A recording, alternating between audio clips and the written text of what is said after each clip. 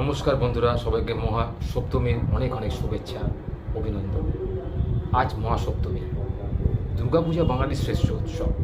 এই উৎসবেতে আমরা সবাই মেতে উঠেছি, আপামর জনসাধারণ, পশ্চিমবঙ্গ এবং ভারতবর্ষ ছাড়িয়ে বিদেশেও। এই মহাসপ্তমী বা অষ্টমী আগামী দিনে আসছে, আগামীকাল, তারপর নবমী। এই দিনগুলোতে আমাদের কি কি করা উচিত?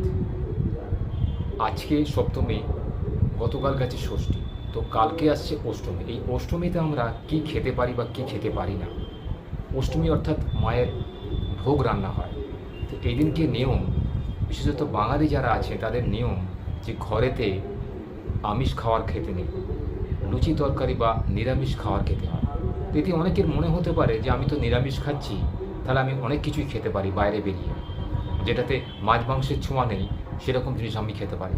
কিন্তু শাস্ত্রে একদমই এর বিধান নেই।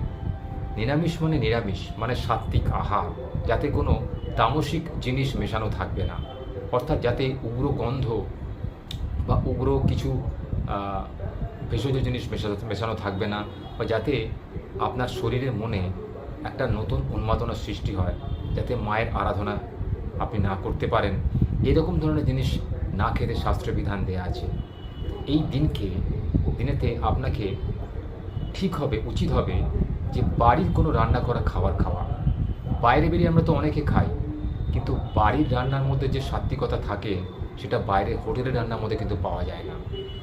আর বাড়ির রান্না খেয়ে আপনি যদি আরাধনা করেন মায়ের, দেখবেন আপনার মনের মধ্যে সেই মায়ের মধ্যে যে জন্য যে ভক্তি শ্রদ্ধা, সেটা কিন্তু অটুট থাকবে। কারণ এটা বিধান দেয়া আছে শাস্ত্রে, এবং বৈজ্ঞানিক ব্যাখ্যাও রয়েছে। তামসিক আহার খেলে আমাদের শরীরে মনে উত্তেজনা আসে, মনে কুচিন্তা আসে। কিন্তু যদি আমরা সাত্ত্বিক আহার গ্রহণ করি, অর্থাৎ সাত্ত্বিক আহার বলতে বলা হয় যাতে কোনো রকম উগ্র গন্ধ বা তেল মশলা মেশানো থাকবে না, তাকে বলা সাত্ত্বিক আহার। যেটাকে আমরা বলি হব্বিষি খাওয়া, অর্থাৎ কামিনাতপ চালে ভাত দিয়ে ঘি ভাত খাওয়া। তো এটা আমরা অনেকে খেতে পারি না। কিন্তু নিরামিষ আহার মানে যে উগ্র খাবার, বাইরের খাবার, যে খাবারে বেশি তেল ঝাল মশলা থাকবে, যেটা মাছ মাংসের ছোঁয়া নেই, অনেকে মনে করেন সেই খাবারটা খেলে নাকি আমাদের ভালো, অষ্টমীটা পালন করা হবে। কিন্তু আদতে একদমই নয়।